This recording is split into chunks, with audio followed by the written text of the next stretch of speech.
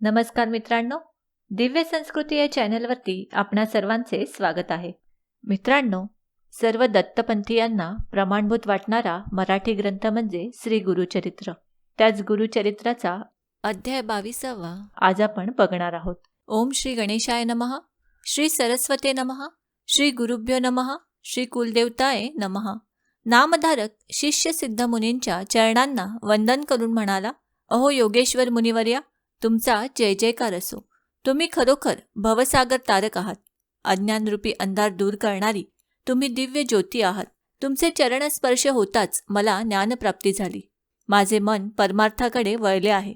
कामधेनू समान श्री गुरुचरित्र तुमच्या मुखातून मला ऐकावयास मिळत आहे. हे माझे केवढे भाग्य. तुम्ही मला श्री गुरुचरित्र सविस्तर सांगत आहात, पण माझे मन तृप्त होत नाही.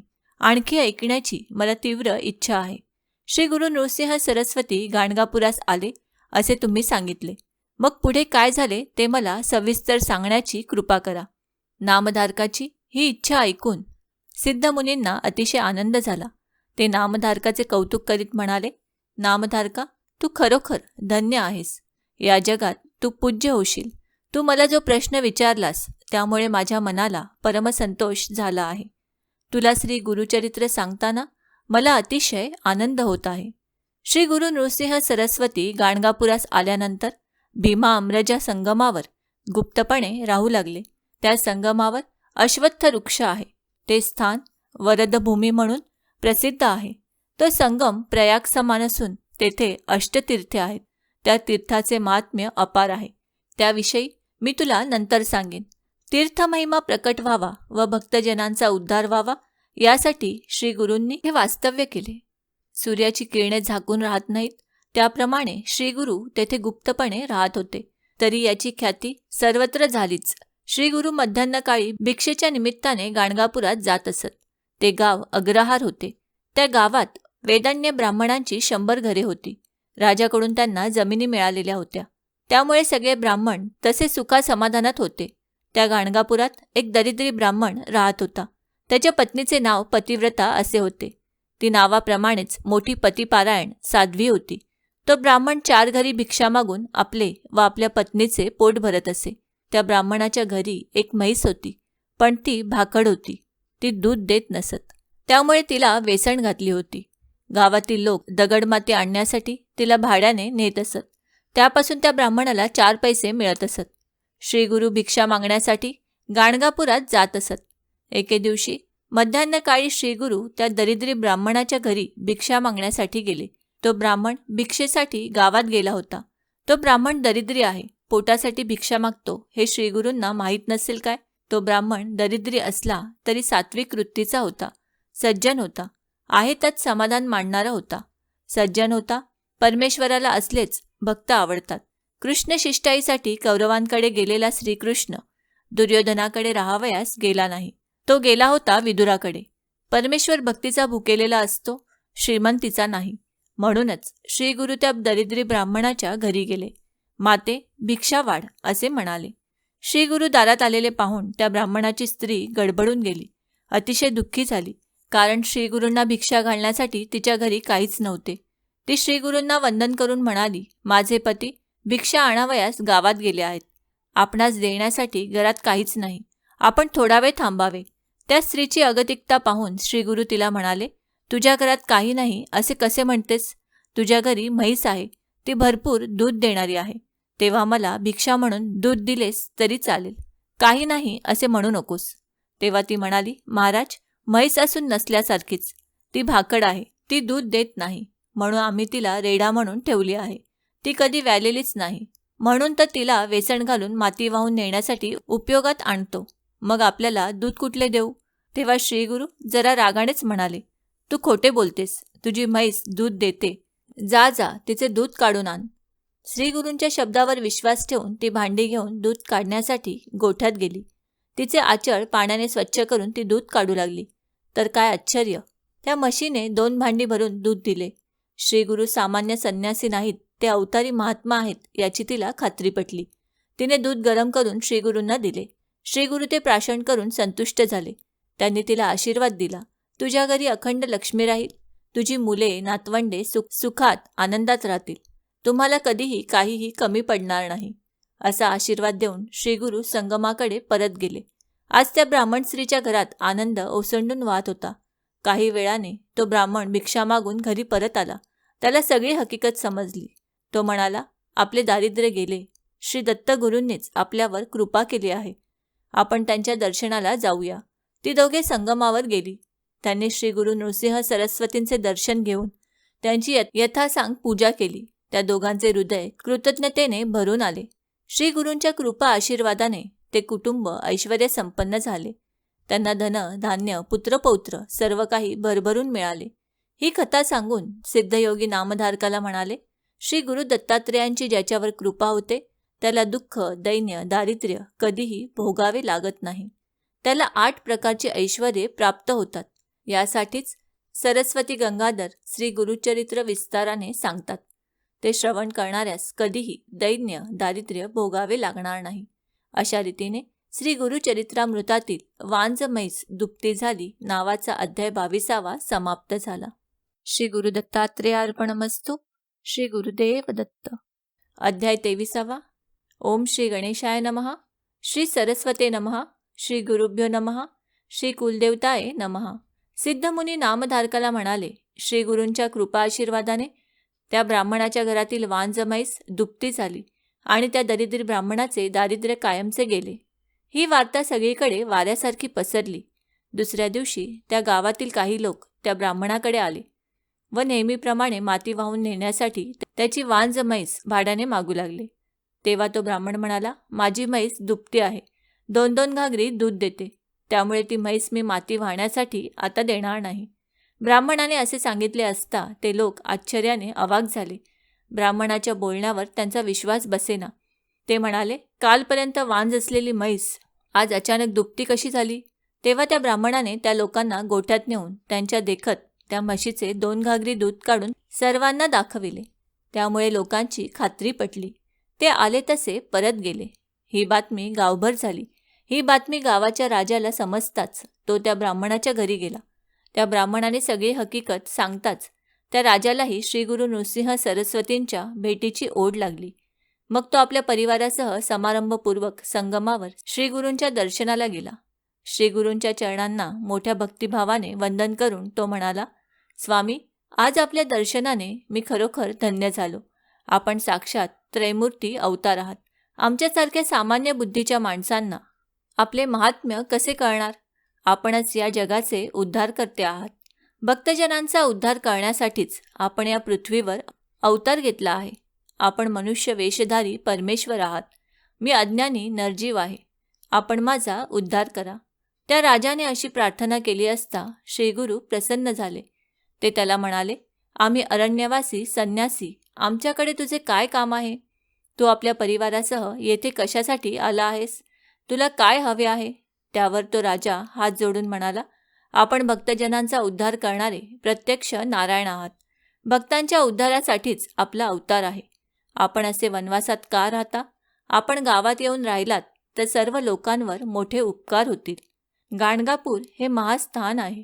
आपण ते पावन करावे. आपल्यासाठी तेथे मठ बांधून देतो. तेथे राहून आम्हा सर्वांचा उद्धार करावा. राजाने अशी विनंती केली असता भक्तजनांच्या उद्धारासाठी आता प्रकट होण्याची वेळ आली आहे असा विचार करून श्रीगुरूंनी गाणगापुरात येण्याचे मान्य केले. श्रीगुरूंनी मान्यता देताच राजाला आनंद झाला. त्याने श्रीगुरूंच्यासाठी पालखी सजवली.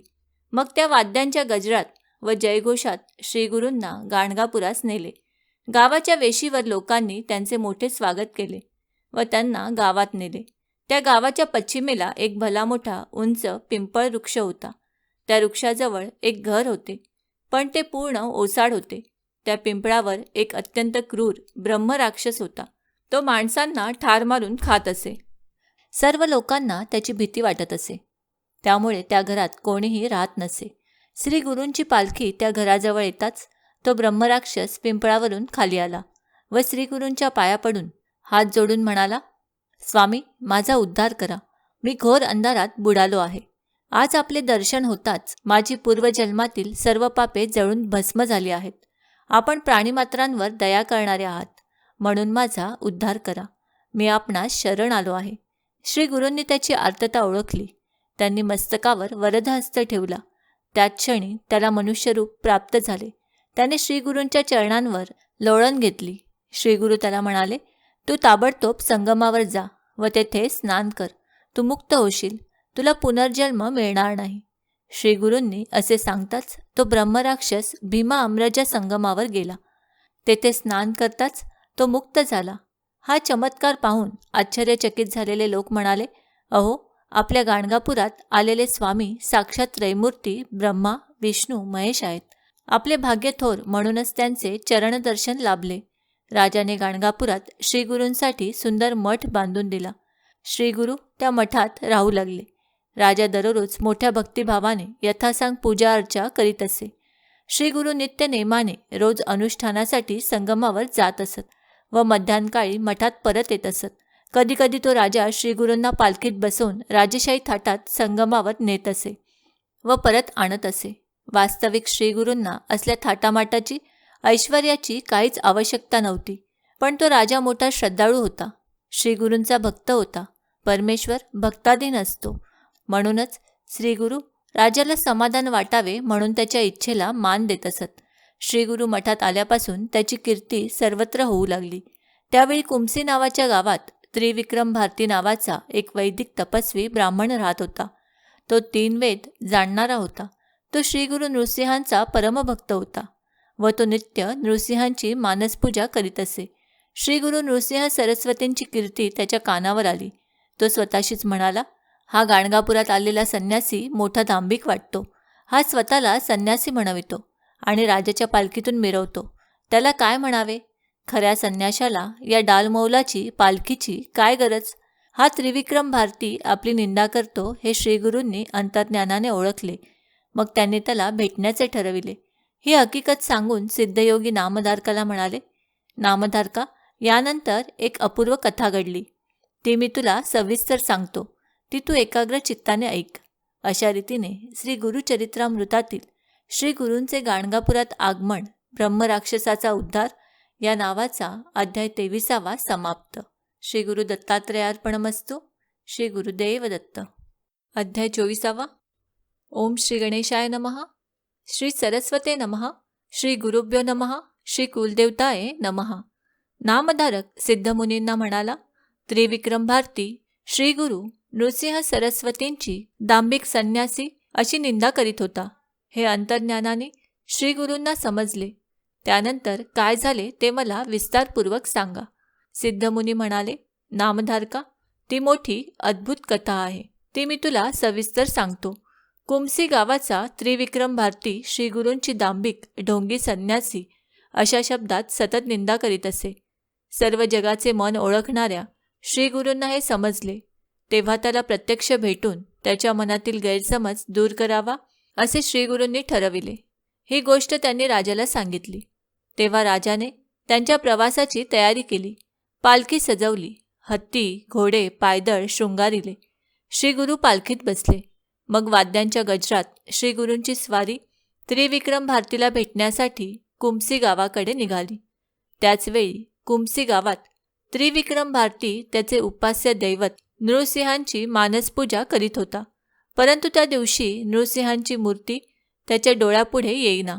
त्याने डोळे मिटून खूप प्रयत्न केला, पण नृसिंहांची मूर्ती काही प्रकट होईना. आज असे का होत आहे हे त्याला समजेना. तो निराश झाला. माझी आजपर्यंतची सगळी साधना व्यर्थ गेली. अशा विचाराने तो अगदी निराश उदास झाला. त्याने डोळे उघडून समोर पाहिले. तो नदीवरून श्रीगुरूंची पालखी येत असलेली दिसली. त्या पालखीत त्याला त्याचे उपास्य दैवत जे नृसिंह त्यांचीच मूर्ती दिसली. त्या पालखीबरोबर जे सैनिक होते ते सर्व गुरूंसारखेच दंडधारी संन्यासी दिसत होते.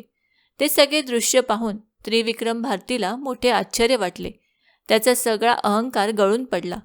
आपण पाहतो आहोत ते सत्य की भास त्याला काहीच समजेना. तो धावतच त्या पालखीजवळ गेला. पालखीत विराजमान असलेल्या नृसिंहाला आपल्या उपास्य दैवतेला साष्टांग नमस्कार घालून तो म्हणाला, महाराज, आपण नृसिंह रूपात दर्शन दिलेत. मी खरोखर धन्य झालो.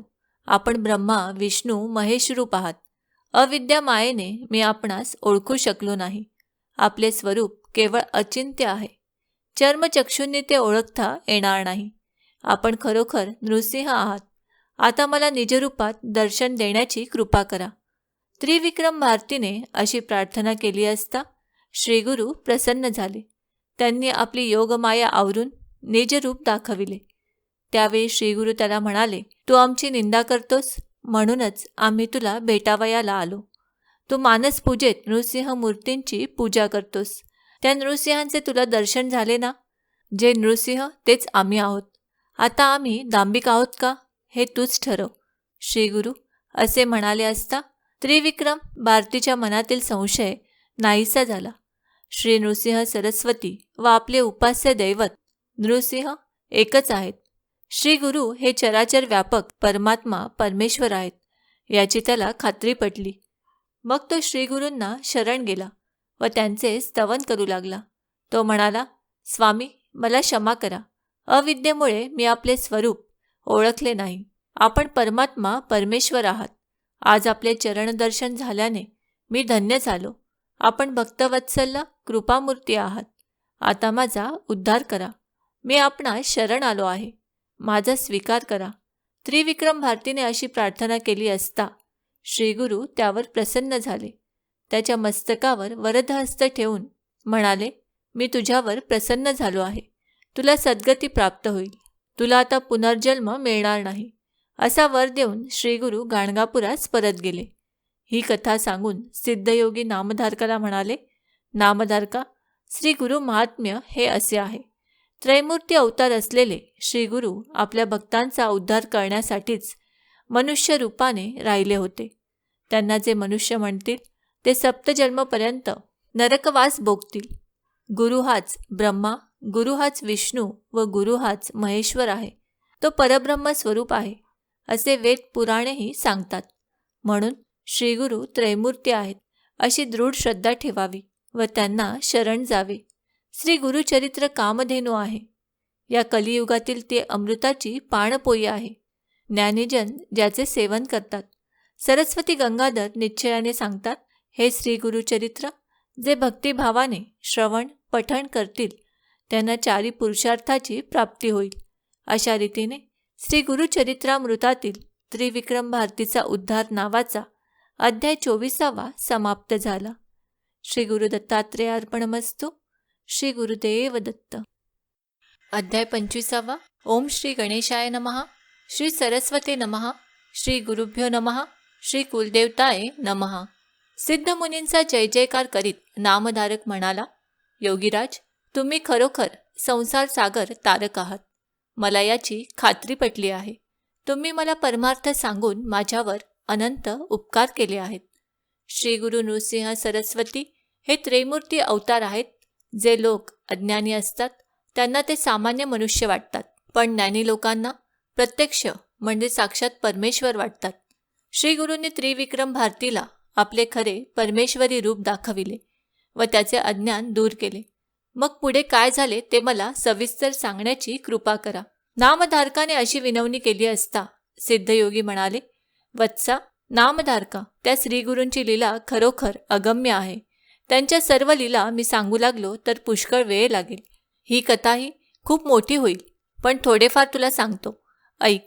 विदुरा नगरात एक यवन राजा होता. तो अत्यंत क्रूर व कमालीचा ब्राह्मण द्वेष्टा होता. तो नित्य पशुहत्या करीत असे व आपल्या सभेत ब्राह्मणांना बोलावून त्यांना वेद म्हणावयास सांगत असे. तो मोठमोठ्या विद्वान ज्ञानी ब्राह्मणांना आपल्याकडे बोलावून सांगत असे, तुम्ही माझ्या येथे सर्व वेद म्हणा. मी तुम्हाला भरपूर पैसे देईन. जो कोणी मला वेदार्थ सांगेल त्याची मी विशेष पूजा करीन. त्यात जे मोठे ज्ञानी असत ते सांगत, आम्ही मतिहीन म्हणजे अज्ञानी आहोत. आम्हाला वेदातले काहीही समजत नाही असे सांगून ते तेथून काढता पाय घ्यायचे. परंतु जे मूर्ख अज्ञानी असत ते पैशाच्या लोभाने त्या यवनाकडे जाऊन वेदपठन करीत असत. त्यावेळी यज्ञकांडाचा अर्थ ऐकताना तो दुष्ट यवन राजा कुत्सितपणे हसून म्हणायचा, तुम्ही ब्राह्मण यज्ञ करता तेव्हा पशुहत्या करता, ती तुम्हाला चालते. मग आम्ही पशुहत्या केलं तर काय बिघडते? असे बोलून तो ब्राह्मणांची यथेच्छ निंदा नालस्ती करायचा व जो विद्वान असेल त्याला भरपूर धन देत असे. ही बातमी ऐकून ठिकठिकाणचे अनेक ब्राह्मण केवळ धनाच्या लोभाने त्या यवनाकडे येऊन त्याला वेद म्हणून दाखवित असत. या कलियुगात असे जे मतिहीन, मदोन्नत, द्रव्यलोभी असतील ते यमलोकाला जाण्याच्या योग्यतेचे असतील, यात तीळ मात्र शंका नाही. एकदा काय झाले, द्रव्यलोभी असे 2 ब्राह्मण त्या विदुरा नगरात आले. ते त्या यवन राजाला भेटले व आपली कीर्ती आपणच सांगू लागले. ते म्हणाले, आम्ही सर्व वेदांचे सांगोपांग अध्ययन केले आहे. सगळे वेद आम्हाला तोंडपाठ आहेत. वेदांविषयी आमच्याबरोबर वादविवाद करण्यास 4 राष्ट्रात कोणीही नाही. तुमच्या नगरात असे कोणी असतील तर त्यांना आमच्याशी वेदचर्चा करण्यासाठी बोलवावे. राजाने ते आव्हान स्वीकारले. त्याने आपल्या नगरातील विद्वान ब्राह्मणांना बोलावून घेतले. राजा त्यांना म्हणाला, तुम्ही या 2 ब्राह्मणांशी वेदांविषयी चर्चा करा. तुमच्यापैकी जो जिंकेल त्याला मी भरपूर धन देईन. त्यावर ते विद्वान ब्राह्मण म्हणाले, हे दोन्ही ब्राह्मण प्रकांड पंडित आहेत. या दोघांना जिंकू शकेल असं आमच्यात कोणीही नाही. हे आमच्यापेक्षा थोर आहेत. राजाने ते मान्य करून त्या 2 ब्राह्मणांना वस्त्रालंकार देऊन मोठा सन्मान केला. त्यांची हत्तीवरून मिरवणूक काढली. राजाने केलेल्या सन्मानाने त्या दोघांना अधिकच गर्व झाला. ते राजाला म्हणाले, आमच्याशी वादविवाद करण्यास कोणीही मिळत नाही. मग आमचे मोठेपण सिद्ध कसे होणार? आता आम्ही अन्यत्र जातो. आमच्याशी वादविवाद करण्यास कोणी भेटला तर त्याच्याशी चर्चा करू.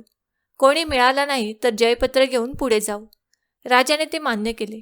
मग राजाचे संमतीपत्र घेऊन ते दोघे ब्राह्मण गावोगाव फिरू लागले. त्यांच्याबरोबर वाद घालण्यास कोणीच तयार नसल्याने प्रत्येकाकडून जयपत्र घेऊन ते फिरत फिरत दक्षिणेकडे भीमातीरी असलेल्या कुमसी गावी आले. त्याच गावात महाज्ञानी त्रिविक्रम भारती पंडित राहत होता. त्याला 3 वेद येत होते व तो अनेक शास्त्रात पारंगत होता. त्या गर्विष्ठ ब्राह्मणांना गावातील लोकांकडून त्रिविक्रम भारतीची माहिती समजली. मग ते त्रिविक्रम भारतीकडे गेले आणि त्याला म्हणाले, तू स्वतःला मोठा त्रिवेदी समजतोस तर मग आमच्याशी चर्चा करण्यास तयार हो, नाहीतर जयपत्र लिहून दे. त्या ब्राह्मणांचे हे उन्मत्त बोलणे ऐकून त्रिविक्रम भारती म्हणाला, अहो 3 कसले, 1 सुद्धा मला वेद येत नाही. मला वेदातले काहीही कळत नाही. जर मला वेदशास्त्र येत असते तर मी इथे अरण्यात कशाला राहिलो असतो. मला जर वेद येत असते तर सर्व राजांनी मला वंदन केले असते. तुमच्याप्रमाणे सुखापभोग मला मिळाले असते. मला काहीच येत नाही, म्हणून तर संन्यासवेश धारण करून मी वनात राहतो. मी एक सामान्य भिक्षुक आहे. तुमच्याशी बरोबरी मी कशी करणार? त्रिविक्रम भारतीचे हे बोलणे ऐकताच ते 2 ब्राह्मण भयंकर संतापले.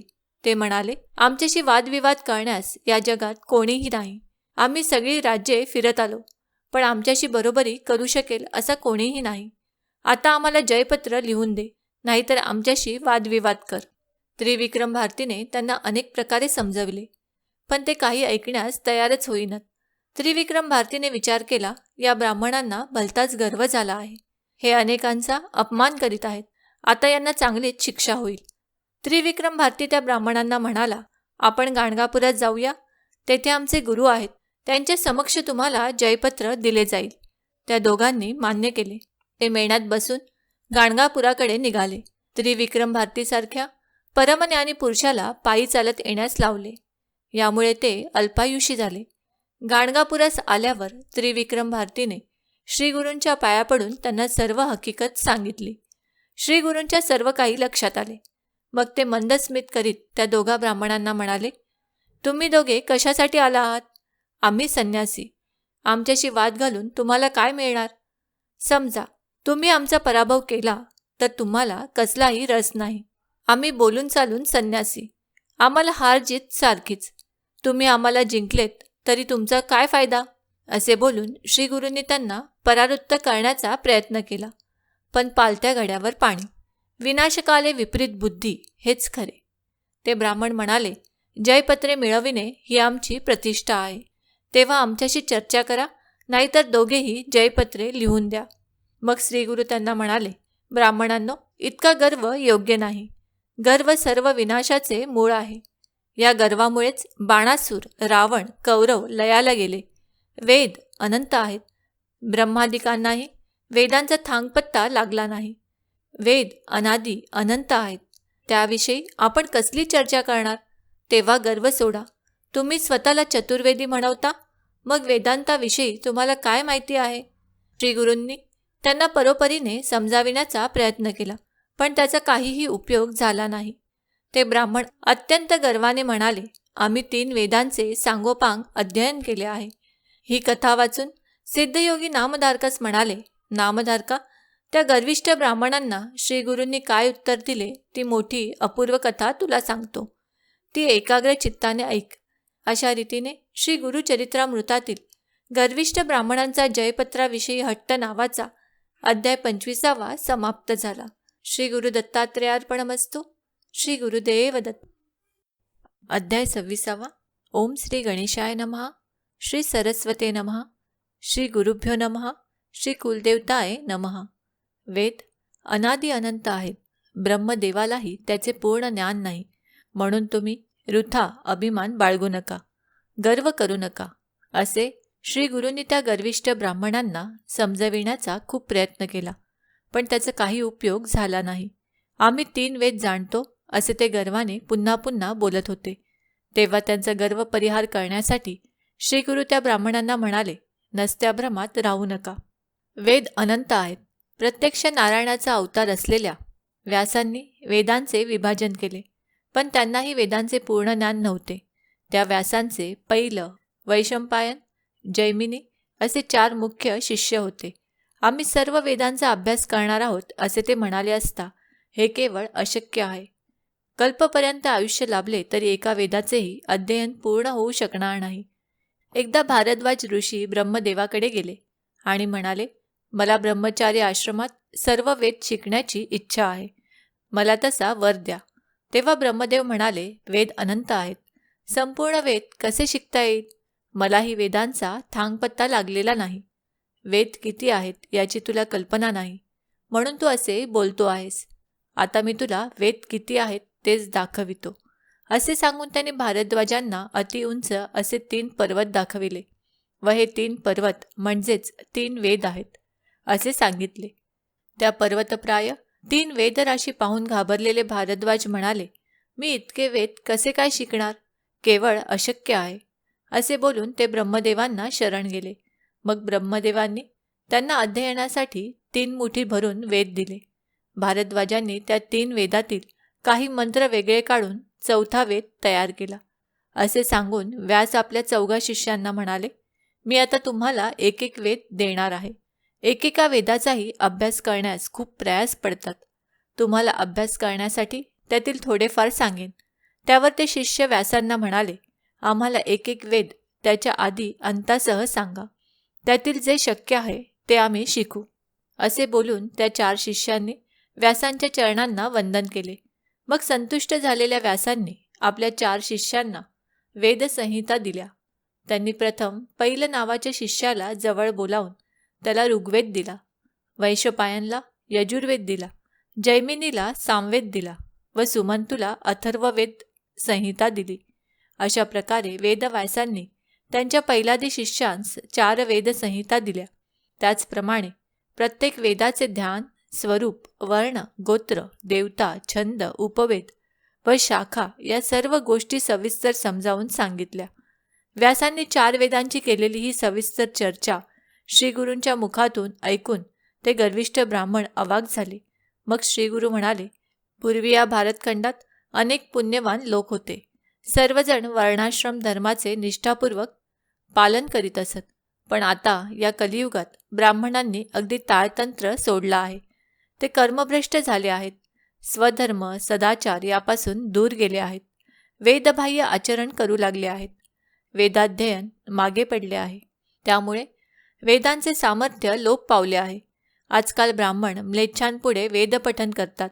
यामुळे ब्राह्मण वर्गाचे सत्व नाहीसे झाले आहे. ते मंदबुद्धीचे झाले आहेत. पूर्वी ब्राह्मण वर्गाला फार महत्त्व होते. वेद सामर्थ्याने त्यांना देवत्व प्राप्त झाले होते. म्हणूनच त्यांना भूदेव म्हटले जात असे. राजे महाराजे ब्राह्मणांच्या चरणांची पूजा करीत असत. त्यांना कोणी स्वतःची दक्षिणा देऊ केली तरी ते तिचा स्वीकार करीत नसत. वेदविद्येच्या सामर्थ्यामुळे ब्राह्मणांना ब्रह्मा, विष्णू, महेश वश होत असत. इंद्रादी देवांनाही ब्राह्मणांची भीती वाटत असे. विद्वान ब्राह्मणांचे वचन कामधेनू समान होते. ते ब्राह्मण कल्पवृक्ष होते. त्यांच्या ठिकाणी एवढे सामर्थ्य होते की मनात आले तर ते पर्वतांना तृणाकार करू शकत असत व तृणाला पर्वताकार करू शकत. स्वतः भगवान विष्णू ब्राह्मणांना आपले दैवत मानून त्यांची पूजा करीत असे. म्हणूनच भागवत पुराणात भगवान म्हणतात, सर्व जग देवाच्या अधीन आहे. देव मंत्रांच्या अधीन, मंत्र ब्राह्मणांच्या अधीन, म्हणून ब्राह्मण हे माझे दैवत आहे. पूर्वी ब्राह्मण वर्गाला असे महत्त्व होते, पण आता ब्राह्मण वेदमार्ग सोडून भलत्याच मार्गाने जात आहेत. त्यामुळे त्यांचे सत्व नष्ट झाले आहे. ते हीन जातीची सेवा करू लागले आहेत. पैसे घेऊन वेद शिकवितात. वेदविद्येची त्यांनी विक्री सुरू केली आहे. जे हीन जातीपुढे वेद म्हणतात त्या मूर्खाचे तोंडसुद्धा पाहू नये. ते मृत्यूनंतर ब्रह्म राक्षसच होणार. हे ब्राह्मणांनो, अशा आहेत 4 वेदांच्या शाखा. असे आहेत त्यांचे भेद. असा आहे वेद विस्तार. वेद अनंत आहेत आणि तुम्ही म्हणता आम्ही सर्व जाणतो. हे सर्व तुम्हाला माहीत होते का? नाही ना? मग स्वतःला चतुर्वेदी म्हणण्याचा मूर्खपणा कशासाठी करता? ब्राह्मणांचा शोभ ओढवून का घेता? तुम्ही स्वतःची स्तुती का करता? जयपत्रे कशाला दाखविता? त्रिविक्रम भारतीकडे जयपत्र कशाला मागत आहात? आले आहात तसे निघून जा. व्यर्थ गर्व करू नका, नाहीतर प्राणाला मुकाल. श्रीगुरूंनी त्या अहंकारी ब्राह्मणांना इतके सांगितले तरी पालत्या गड्यावर पाणी. ते काही ऐकावयास तयार नव्हते. त्यांचे एकाच पालुपद, आम्हाला वेदाविषयी वादविवाद करावयाचा आहे, चर्चा करायची आहे. आम्ही जर वादविवाद केला नाही तर आम्ही हरलो असे लोक राजाला सांगतील. मग आमची प्रतिष्ठा काय राहणार? सिद्धयोगी नामधारकाला म्हणाले, त्या उन्मत्त ब्राह्मणांना आपले हिताहित समजत नव्हते. त्यामुळे त्यांनी आपल्या सर्वनाशाला निमंत्रण दिले असे मला वाटते. अशा रीतीने श्री गुरुचरित्रामृतातील गर्विष्ठ ब्राह्मणांचा जयपत्राविषयी हट्ट या नावाचा अध्याय 26वा समाप्त. श्री गुरु दत्तात्रेयार्पणमस्तु. श्री गुरुदेव दत्त. अध्याय 27वा. ओम श्री गणेशाय नमः. श्री सरस्वते नमः. श्री गुरुभ्यो नमः. श्री कुलदेवताय नमः. नामधारकाने सिद्धमुनींच्या चरणांना वंदन करून त्यांचे स्तवन केले. श्रीगुरूंनी त्या ब्राह्मणांना 4ही वेदांचा विस्तार समजावून सांगितला. तदनंतर काय झाले ते मला सविस्तर सांगा. नामधारकाने असे विचारले असता सिद्धमुनी म्हणाले, नामधारका, श्रीगुरूंची महती किती सांगावी? त्यांनी त्या मूर्ख ब्राह्मणांना समजावून सांगायचा खूप प्रयत्न केला. त्यांचे हिताहित कशात आहे हेही सांगितले, पण काहीही उपयोग झाला नाही. वादविवाद करा, नाहीतर जयपत्र द्या, हाच ठेका त्यांनी धरला. त्या ब्राह्मणांचा हा दुराग्रह पाहून श्रीगुरू संतापले. ते म्हणाले, ठीक आहे, जशी तुमची इच्छा. दिव्यावर झडप घालणाऱ्या पतंगाप्रमाणे त्यांनी स्वतःचे अहित करून घेण्याचे ठरविले. त्याला कोण काय करणार? याच वेळी श्रीगुरूंना दूर अंतरावर एक मनुष्य दिसला. श्रीगुरू आपल्या शिष्याला म्हणाले, त्या मनुष्यास बोलावून आमच्याकडे आण. त्या शिष्याने त्या मनुष्यास बोलावून आणले. श्रीगुरूंनी त्याची नीट चौकशी केली. तेव्हा तो म्हणाला, महाराज, मी हीन जातीचा मातंग आहे, म्हणून गावाच्या बाहेर राहतो. माझे पूर्वपुण्य मोठे आहे, म्हणूनच मला आज तुमचे दर्शन घडले. असे म्हणून त्याने श्रीगुरूंना साष्टांग नमस्कार घातला. श्रीगुरूंनी एक शिष्याला आपला दंड दिला व जमिनीवर 7 समांतर रेषा काढण्यास सांगितले. त्या शिष्याने जमिनीवर 7 रेषा काढल्यावर श्रीगुरू त्या मातंगाला म्हणाले, आता तू एक एक रेषा ओलांडून पुढे ये. मी विचारलेल्या प्रश्नाचे उत्तर दिल्यानंतरच पुढची रेषा ओलांडायची आहे. श्रीगुरूंनी सांगता क्षणीच तो मनुष्य पहिली रेषा ओलांडून पुढे आला. त्याच क्षणी त्याला ज्ञानप्राप्ती झाली. श्रीगुरूंनी त्याला विचारले, तू कोण आहेस? तुझी जात कोणती? तो म्हणाला, मी भिल्ल जातीचा आहे. माझे नाव वनराखा. दुसरी रेषा ओलांडताच त्याला पूर्वजन्माचे ज्ञान झाले. तो त्या जन्मातील अनेक गोष्टी सांगू लागला. ते पाहून सर्व लोकांना मोठे आश्चर्य वाटले. तिसरी रेषा ओलांडताच त्या मनुष्याला तत्पूर्वीच्या जन्माचे स्मरण झाले. तो म्हणाला, माझे नाव गंगासूत. मी गंगेच्या काठी राहत होतो. चौथी रेषा ओलांडताच तो म्हणाला, माझे नाव सोमदत्त. मी वैश्य आहे. 6वी रेषा ओलांडताच तो म्हणाला, मी क्षत्रिय असून माझे नाव गोवर्धन. 7वी रेषा ओलांडताच तो म्हणाला, माझे नाव अध्यापक. मी ब्राह्मण असून मी वेदशास्त्र व्याकरणात पारंगत आहे. त्या मातंगाने असे सांगताच श्रीगुरूंना अतिशय आनंद झाला. ते त्या मातंगाला म्हणाले, तू स्वतःला वेदशास्त्र पारंगत ब्राह्मण म्हणवितोस, तर आता एक काम कर. येथे हे 2 ब्राह्मण आले आहेत, त्यांच्याशी वेदांवर वादविवाद कर. असे बोलून श्रीगुरूंनी अभिमंत्रित केलेली विभूती त्या मातंगाच्या सर्व शरीराला लावली. विभूतीचा स्पर्श होताच त्या मातंगाच्या ठिकाणी पूर्ण ज्ञानाचा उदय झाला. मानस सरोवरात बुडी मारताच कावळ्याचा राजहंस होतो, त्याचप्रमाणे श्रीगुरूंच्या हृदयस्पर्शाने तो मातंग परमज्ञानी झाला. तो खड्या आवाजात सुस्वरात वेदमंत्र म्हणू लागला. हा सगळा चमत्कार त्रैमूर्ती श्री नृसिंह सरस्वतींच्या दैवी सामर्थ्याचा. अज्ञानी लोक त्यांना सामान्य मनुष्य समजतात, त्यांचा अदप्पात होतो. त्या मातंगाचे ते सुस्वर वेदपठण ऐकताच वादविवादासाठी आलेले ते 2 गर्विष्ठ ब्राह्मण भयचकित झाले. त्यांना एक शब्दही बोलता येईना. त्यांच्या छातीत वेदना होऊ लागल्या. त्यांच्या शरीराचा थरकाप उडाला. सर्वांगाला घाम फुटला. त्यांनी स्वतःची निंदा करीत श्रीगुरूंच्या चरणांवर लोळण घेतली. ते श्रीगुरूंना म्हणाले, आम्ही अज्ञानी मूर्ख आहोत, आम्हाला वाचवा. आम्ही गुरुद्रोही ब्राह्मणद्रोही आहोत. तुमचे स्वरूप आम्ही ओळखले नाही. तुम्ही साक्षात शिवशंकर आहात. तुम्ही कृपाळू आहात. आमच्यावर दया करा. आमच्या अपराधांची क्षमा करा. आमचा उद्धार करा. त्या ब्राह्मणांनी अशी विनवणी केली असता श्रीगुरू म्हणाले, तुमच्या अपराधांना क्षमा नाही. तुम्ही मदांध होऊन त्रिविक्रम भारतीला त्रास दिलात, त्यांचा अपमान केलात. अनेक ब्राह्मणांचा तुम्ही धिक्कार केलात. विद्येच्या गर्वाने उन्मत्त होऊन तुम्ही करू नयेत अशा अनेक वाईट गोष्टी केल्यात. आता भोगा आपल्या पापांची फळे. तुम्ही ब्रह्मराक्षस व्हाल. ही शापवाणी ऐकताच ते ब्राह्मण शोकाकुल झाले. ते उशाप मागू लागले. त्यावर कृपामूर्ती श्रीगुरू म्हणाले, तुम्ही 12 वर्षे ब्रह्मराक्षस व्हाल. तुम्हाला कृतकर्माचा पश्चाताप झाल्यामुळे तुम्ही शांत राहाल. पुढे तुम्हाला एक ब्राह्मण भेटेल.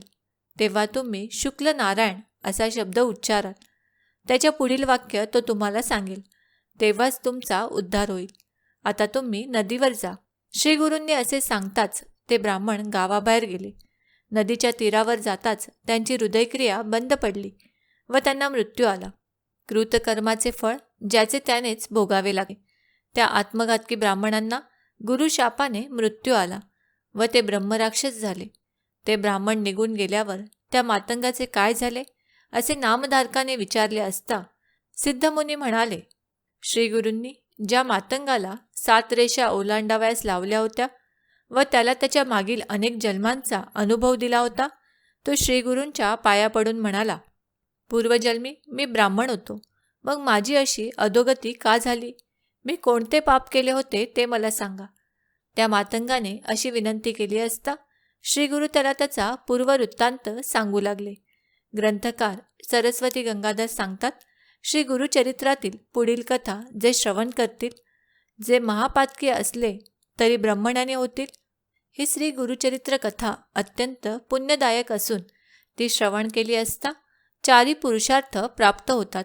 अशा रीतीने श्री गुरुचरित्रामृतातील उन्मत्त ब्राह्मणांचा शाप मातंगास पूर्वजन्मस्मरण नावाचा अध्याय 27वा समाप्त.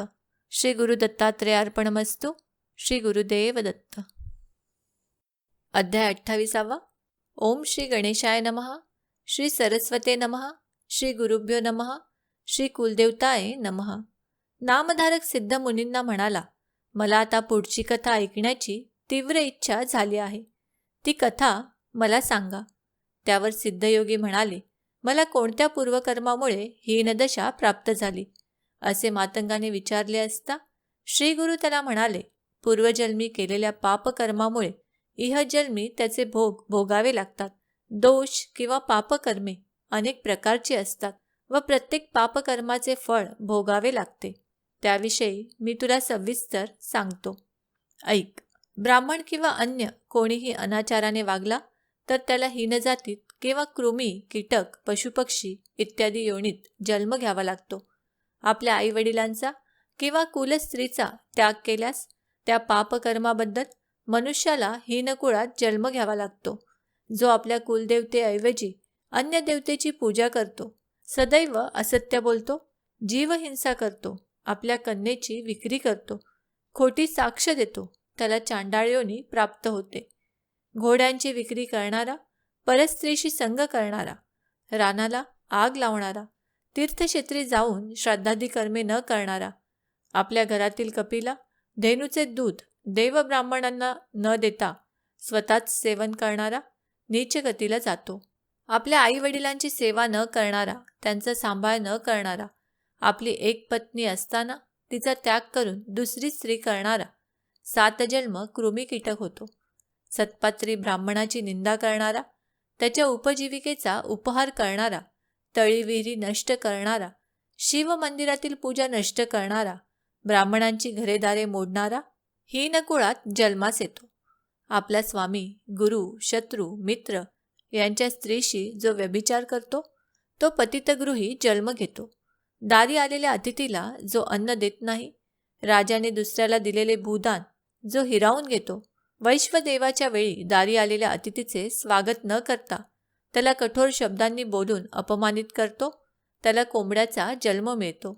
जो गंगा तीर्थाची निंदा करतो, रणांगणातून पळून जातो, पर्वकाळी किंवा एकादशीला जो स्त्रीसंग करतो, जो अपात्र व्यक्तीला वेदविद्या शिकवितो, तो चांडाळ योनीत जन्म घेतो.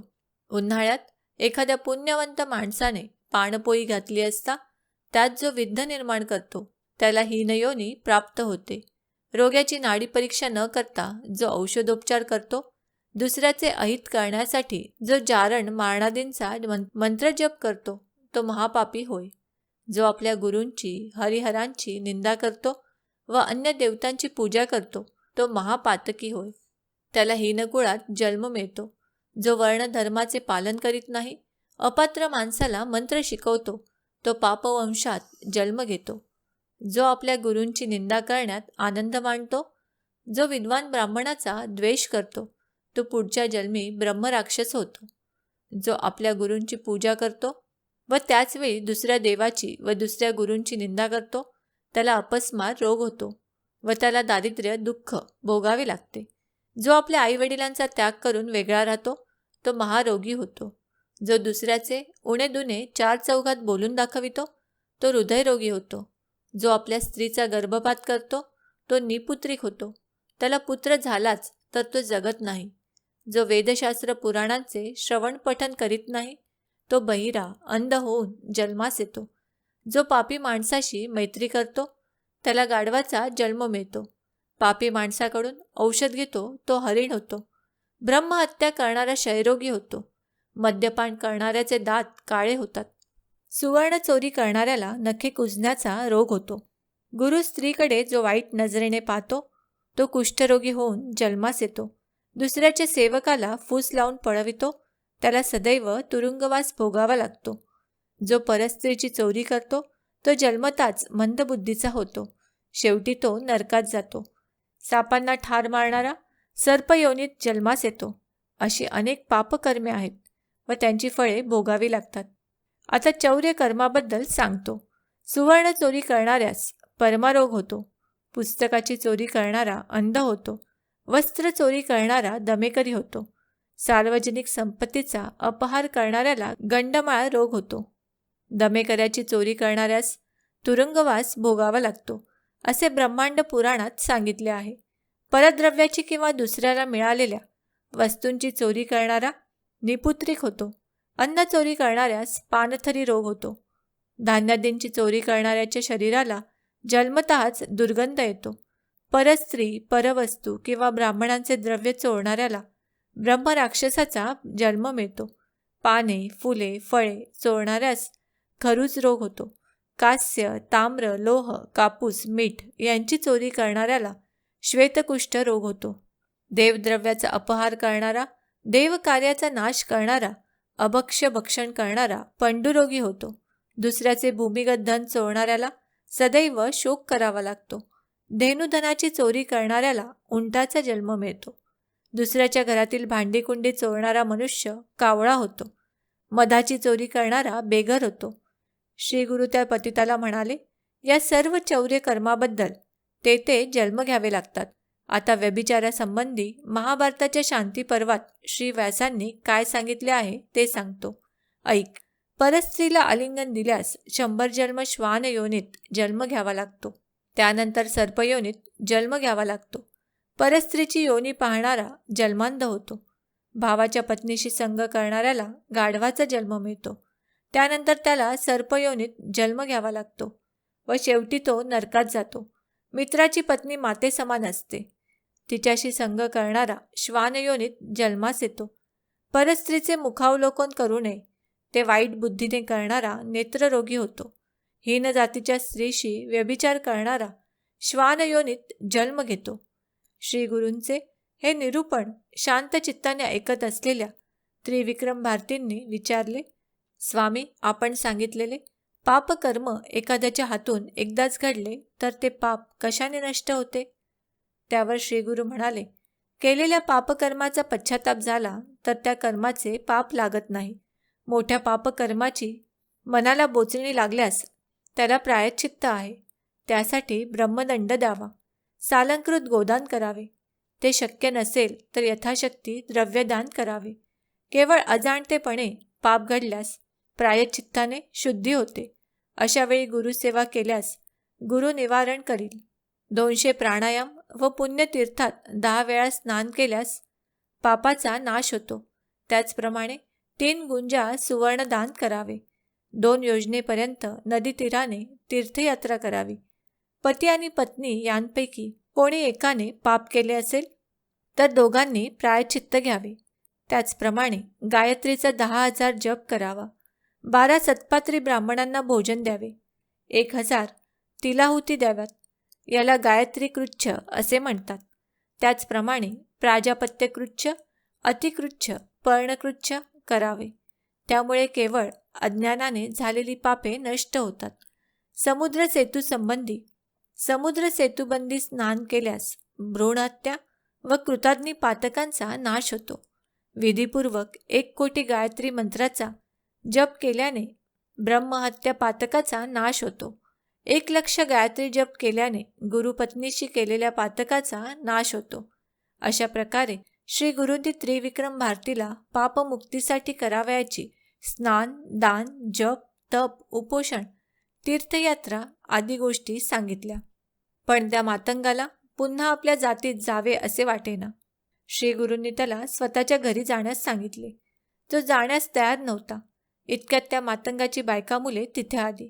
त्याची पत्नी म्हणाली, माझ्या पतीला अपस्माराची व्याधी झाली आहे. बराच वेळ झाला तरी हे घरी परत आले नाहीत, म्हणून यांना शोधित आम्ही येथे आलो आहोत.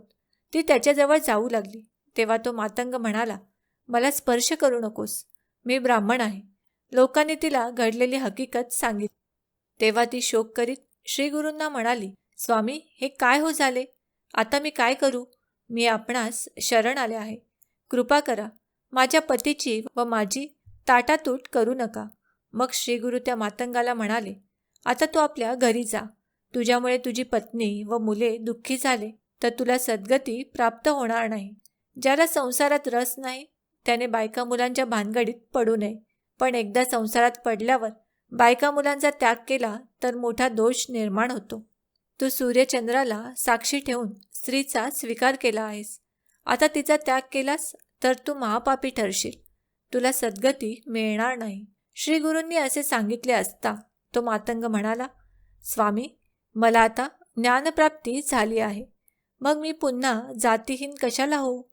तो असे म्हणाला असता श्री गुरूंनी विचार केला, त्याच्या शरीरावर विभूती आहे, त्याचाच हा परिणाम आहे.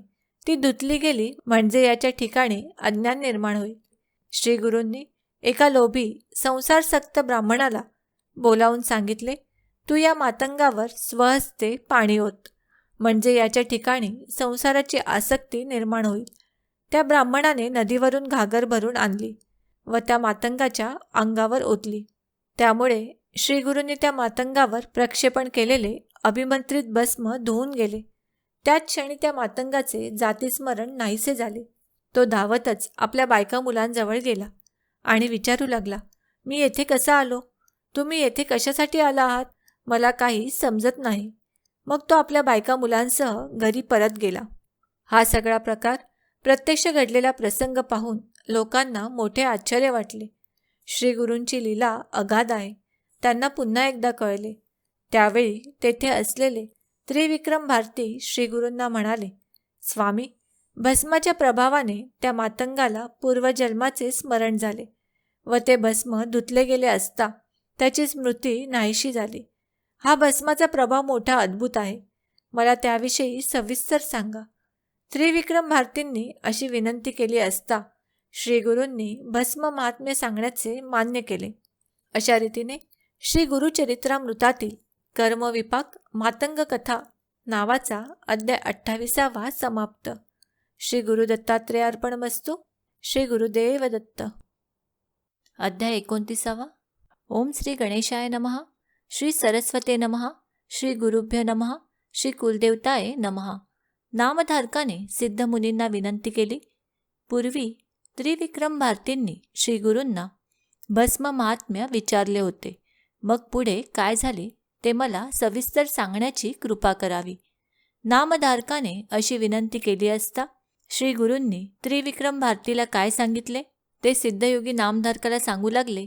श्री गुरु त्रिविक्रम भारतीला म्हणाले, मी तुला आता भस्म महात्म्य सांगतो, ते लक्षपूर्वक ऐक. पूर्वी कृतयुगात वामदेव नावाचे एक प्रसिद्ध महातपस्वी शिवयोगी होते. ते सुखदुःखरहित, शांत, समदर्शी, आत्माराम, गृहगृहिणी विरहित होते. ते भस्मधारी, जटाधारी, वल्कले धारण करणारे होते. एकदा ते फिरत फिरत भयंकर अशा क्रौंच वनात गेले. निर्जन अशा त्या वनात तहान भुकेने व्याकुळ झालेला एक भयानक ब्रह्मराक्षस होता. वामदेवांना पाहताच त्यांना खाण्यासाठी तो राक्षस धावत आला. परंतु वामदेव थोडेसुद्धा घाबरले नाही. वामदेवांच्या शरीराचा स्पर्श होताच त्या राक्षसाची सर्व पापे तत्क्षणी नष्ट झाली. वामदेवांच्या अंगाचे भस्म त्या ब्रह्मराक्षसाच्या अंगाला लागले. त्यामुळे त्याचा राक्षसभाव नाहीसा झाला. त्याला पूर्वजन्माचे स्मरण झाले. परिसाच्या स्पर्शाने लोखंडाचे सोने व्हावे त्याप्रमाणे त्या राक्षसाचे सगळेच जीवन बदलून गेले. त्याची तहानभूक नाहीशी झाली. शांत झालेला तो वामदेवांच्या पाया पडून विनवणी करू लागला. स्वामी, तुम्ही तर प्रत्यक्ष परमेश्वर आहात. मी तुम्हाला शरण आलो आहे. माझा उद्धार करा. वामदेवांनी त्याला विचारले, तू कोण आहेस? या अरण्यात काय हिंडतोस? राक्षस म्हणाला, स्वामी, तुमच्या शरीराचा स्पर्श होताच मला माझे पूर्वजन्मीचे 25 जन्म आठवत आहेत. मी केलेली सर्व पापपुण्यकर्मे मला चांगली आठवत आहेत. वामदेव म्हणाले, तुला 25 जन्मापूर्वीचे स्मरत असेल तर तू कोणकोणती पापे केली होतीस ते सविस्तर सांग. राक्षसाने आपले पूर्वजन्म सांगण्यास सुरुवात केली. राक्षस म्हणाला, 25व्या जन्मापूर्वी मी यवन राजा होतो. मी अत्यंत पापी व स्वैराचारी होतो. मी रोज नवीन स्त्रियांचा उपभोग घेत असे. रोज एकेका स्त्रीचा उपभोग घेऊन तिला सोडून देत होतो व नवीन स्त्रीचा अपहार करीत होतो.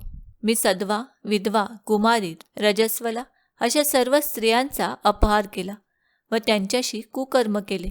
अशा रीतीने विषयभोग आसक्त झालेल्या, मद्यपान करणाऱ्या मला तरुणपणी क्षयादी अनेक रोग झाले.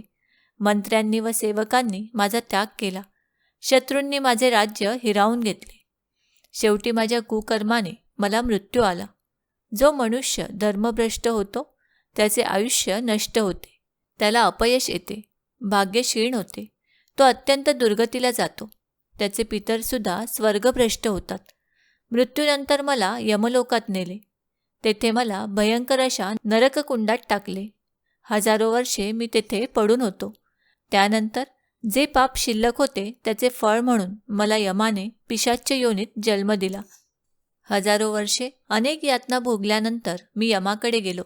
यमाने मला पृथ्वीवर ढकलून दिले. मग मला वाघाचा जन्म मिळाला. दुसऱ्या जन्मी मी अजगर झालो. तिसऱ्या जन्मी लांडगा, चौथ्या जन्मी डुक्कर, पाचव्यात सरडा झालो, सहाव्या जन्मी कुत्रा झालो, सातव्या जन्मी कोल्हा, आठव्यात गवा, नवव्यात मी वानर झालो, 13व्या जन्मी बगळा झालो, 14व्या जन्मी रानकोंबडा, त्यानंतर गिधाड, मग मांजर, त्यानंतर मी बेडूक झालो, 18व्या जन्मी मी कासव झालो, त्यानंतर मासा, पुढे उंदीर व घुबड झालो. 22व्या जन्मी मी रानहत्ती झालो. त्यानंतर मला उंटाचा जन्म मिळाला. त्यानंतर निषाद व आता राक्षस झालो. तुम्हाला पाहताच मी तुम्हाला ठार मारून खाण्यासाठी धावून आलो. मी तुम्हाला पकडले, पण तुमच्या शरीरावरील भस्माचा स्पर्श झाला आणि मला हे सर्व जन्म आठवले. तुम्ही खरोखरच परमेश्वर आहात. आज तुमच्या दर्शनाने व भस्माच्या स्पर्शाने मला पूर्वजन्माचे ज्ञान झाले. मी आज पावन झालो. या भस्माचे केवढे हे महात्म्य. त्यावर वामदेव म्हणाले, माझ्या भस्माचा स्पर्श होताच हा चमत्कार घडला हे खरे आहे. भगवान शिवशंकर या भस्माचा लेप स्वतःच्या शरीरावर लावतात. एवढा या भस्माचा मान आहे. याचे महात्म्य विशेष ते काय सांगणार, पण याविषयी मी तुला एक कथा सांगतो. त्यावरून या भस्माच्या ठिकाणी केवढे सामर्थ्य आहे याची तुला कल्पना येईल. वामदेव कथा सांगू लागले. पूर्वी द्रविड देशात एक आचारभ्रष्ट ब्राह्मण राहत होता.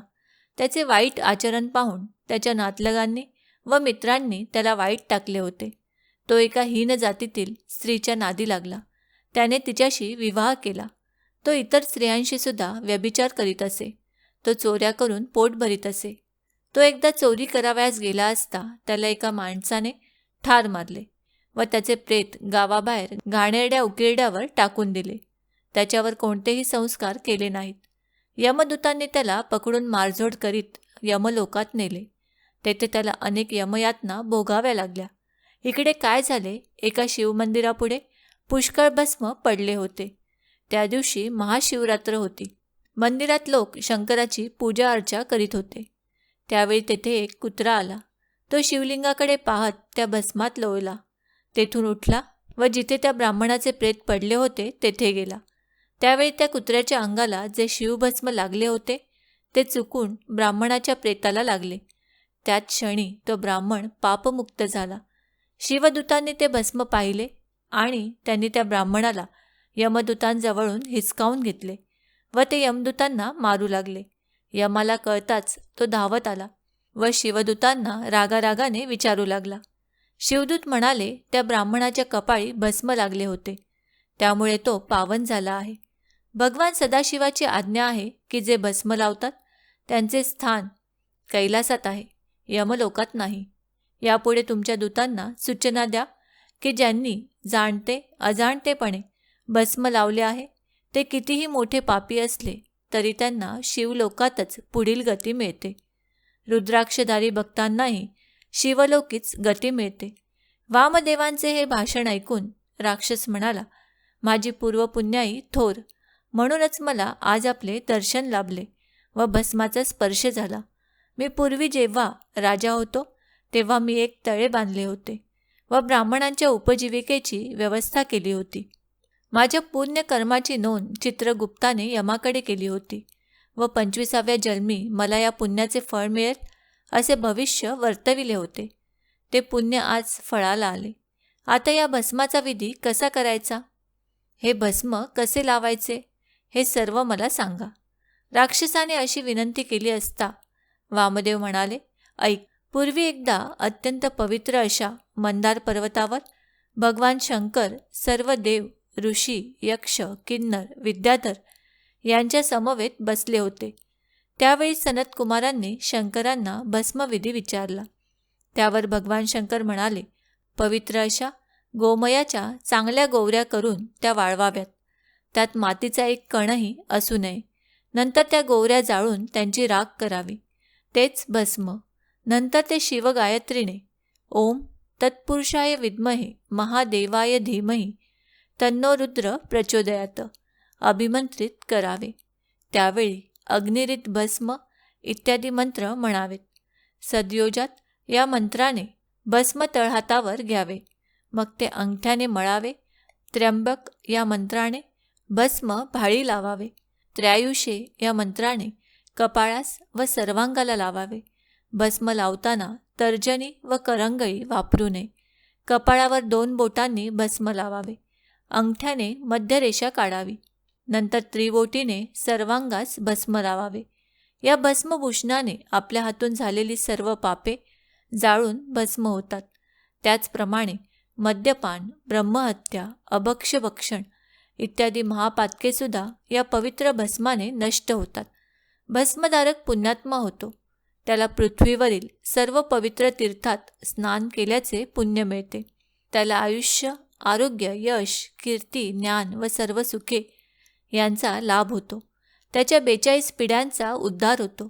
सर्व देव, यक्ष, गंधर्व त्याला मान देतात. शेवटी तो दिव्य विमानातून स्वर्गास जातो. तेथून ब्रह्मलोक व वैकुंठलोक येथे अनंतकाळ वास्तव्य करून तो कैलासलोकी जातो. त्याला सायुज्य मुक्ती प्राप्त होते. भगवान शंकरांनी केलेले हे भस्म निरूपण ऐकून सर्व देवांना अतिशय आनंद झाला. हे भस्म महात्म्य ऐकून राक्षसाला अतिशय आनंद झाला. त्याने वामदेवांना विनंती केली, स्वामी, माझा उद्धार करा. मग दयाघन वामदेवांनी त्या ब्रह्मराक्षसाला अभिमंत्रित केलेले भस्म दिले. त्याने ते भस्म आपल्या कपाळी लावले. त्याच क्षणी त्याला दिव्य देह प्राप्त झाला. मग तो वामदेवांना प्रदक्षिणा घालून आकाशमार्गाने आलेल्या दिव्य विमानात बसून दिव्य लोकास गेला. हे भस्म महात्म्य सांगून श्री गुरु नृसिंह सरस्वती त्रिविक्रम भारतीला म्हणाले, वामदेव हे साक्षात शिवस्वरूप होते. जगाच्या उद्धारासाठीच ते सर्वत्र संचार करीत होते. त्रैमूर्ती दत्त प्रभूंशी साधर्म्य असलेल्या त्यांच्या हस्ते प्राप्त झालेले भस्म धारण केल्यामुळे ब्रह्मराक्षसाचा उद्धार झाला.